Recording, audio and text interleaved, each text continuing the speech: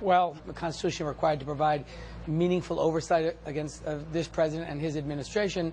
I think we have a lot of work to do to bring members of this administration before this committee to do our oversight. But unfortunately, we had no cooperation from our Republican colleagues. And it's very sad. I mean, this should be an American priority. It shouldn't matter whether you're a Democrat, a Republican, or independent. We need to get to the bottom of this. The president needs to come clean.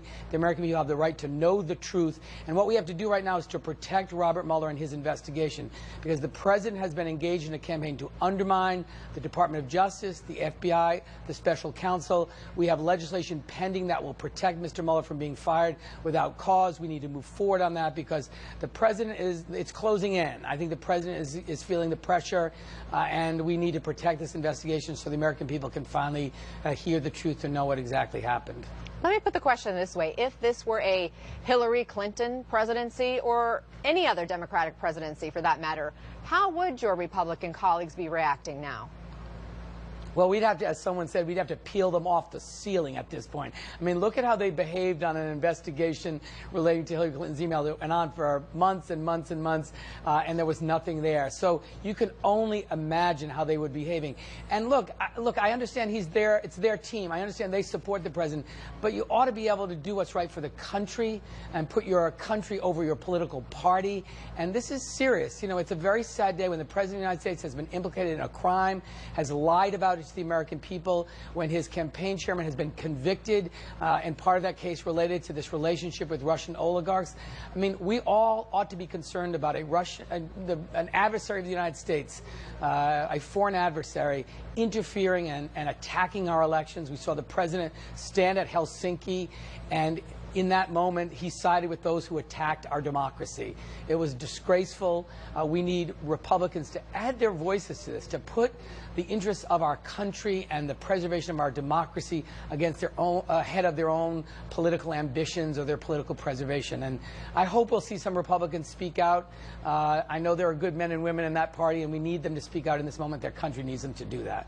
We're all trying to figure out what is the truth. What are the facts? Michael Cohen's attorney now saying Cohen is willing to testify before Congress without immunity. Is your committee going to act on that? I hope that Michael Cohen will come before the Judiciary Committee. We'll certainly press the chairman to invite him.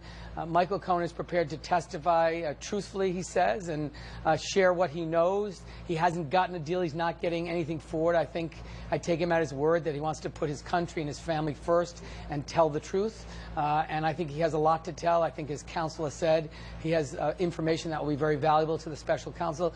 Look, I know this is uncomfortable for some people, but we need to get to the facts. We need to understand exactly what happened and make sure it never happens again, and to be sure those who are responsible for this attack on our democracy are held accountable.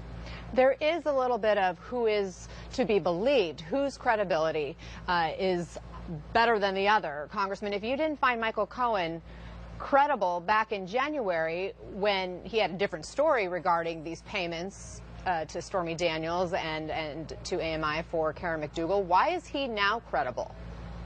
Well, I think, look, Michael Cohen is not getting anything for his admission. He's pleaded guilty without an agreement, so he's acknowledged that. He also has a tape recording. We know, we've listened to it, of a conversation he had with the president in which they discussed these payments. So, you know, the president said he didn't know about them, he didn't provide the money.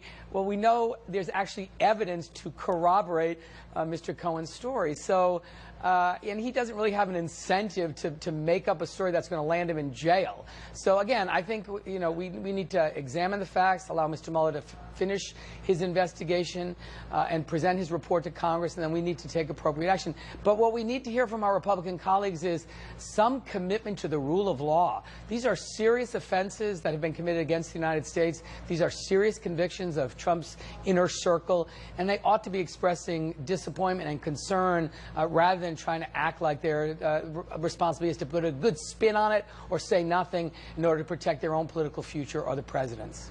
Congressman David Cicilline, thank you again for being with us. Thanks for having me. All eyes on the White House press room as we await the first briefing since yesterday's two bombshells.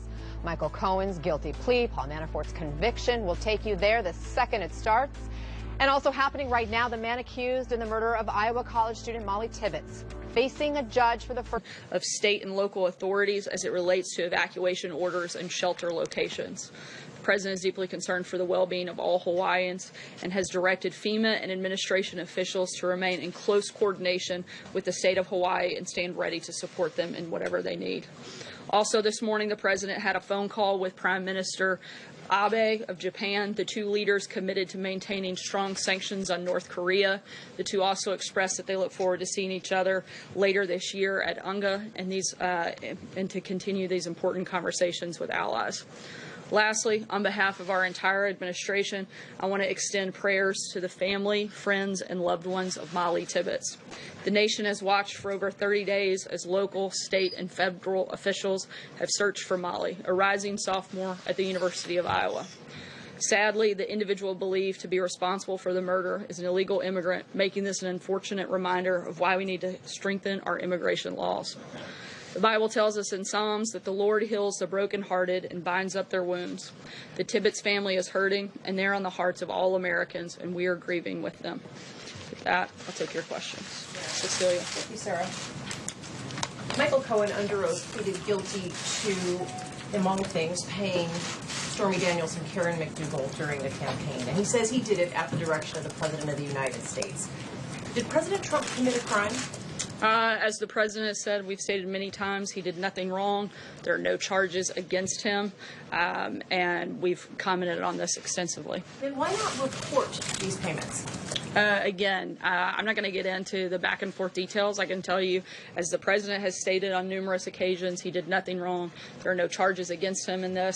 And just because Michael Cohen made a plea deal doesn't mean that that implicates the President on anything. John? Can you stand here today and say the President has never lied to the American people? Because so many people now look back at that tape of him on Air Force One saying he knew nothing about these payments, when in fact we now know he knew everything about these payments. So has he lied? Look, again, I think that's a ridiculous accusation. The President in this matter has done nothing wrong, and there are no charges against him. John? The President said to Fox News in an interview with Ainsley Earhart this morning that this could not have been an illegal campaign contribution because he paid the money. He put more than $60 million of his own money into the campaign. So how do you draw the line between, I mean, maybe this didn't flow through the campaign, but how do you draw the line between what was a campaign contribution and what might have been a payment to somebody for other purposes? Look, I'm not going to get into the back and forth of the legal part of this. I would refer you to the President's outside counsel on that. As I told Cecilia, what I can tell you is what the President has stated a number of times. He did nothing wrong. There are no charges against him. Just because Michael Cohen has made a deal doesn't mean anything with regards to the President. Stephen. Sarah, the President tweeted this morning in frustration that Michael Cohen wrote. Perhaps you can shed a little bit more light on that, because the implication is that Michael Cohen gave up something that the President would rather stay secret.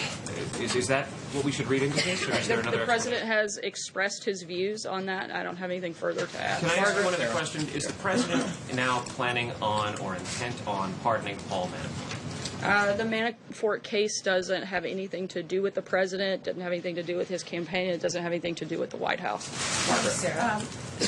Actually, we can ask about Manafort, but let me ask in a slightly different way. Even if it has nothing to do with the President, he still could have the power to pardon Mr. Manafort. Is that something that he's begun discussing with the team? Has he ruled it out? Does it come up? And I'm not aware of any conversations regarding that at all. Thanks. The question that I also other than actually when he was asked by a news outlet earlier this week, and he said that he hadn't been thinking about that at all. Thanks. In times like this, not that there are that many times like this, White Houses often try to figure out whether there need to be any internal adjustments to deal with some of the political issues you're going to have now with the Hill, with voters, with internally with lawmakers. Is the White House making any adjustments in terms of responsibilities of chiefs of staff, of communications to donors, communications to supporters, how you intend to kind of respond both protectively and offensively to the crisis that you're now in? I wouldn't view it that way at all, and would disagree with the premise of your question. The White House is focused on the same things that we were focused on the first day that we got here, and that is growing the economy, which is doing extremely well, protecting our borders, strengthening the safety and security of all Americans. Those are the things that we're focused on day one, January 20th, and those are the same things that we're focused on right now. Jake? Thank you, Sarah. First, I'd like to start off by congratulating you. This is your 100th briefing, and there's no way what you do every day is easy. I've got two real quick questions. First of all, our colleague Jonathan Swan over at Axios recently wrote, and I quote, "Several top Republican operatives working on the midterm elections told me Trump's fanciful red wave predictions could depress Republican turnout and ironically serve to make any blue wave even bigger." So, are you familiar with any Republican operatives who would concur with this statement? Not that I'm aware of. I think that the thing that's going to encourage people is the lack of a message by Democrats. They have nothing to run on other than attacking this president. And not only does the president and the record that Republicans have had over the last year and a half under his leadership is a great one to run on. We have an incredible story to tell. The economy is booming. Record numbers just today. We're going to continue focusing on the things that Americans care about. And I think that'll be certainly what encourages them and certainly what will help push Republicans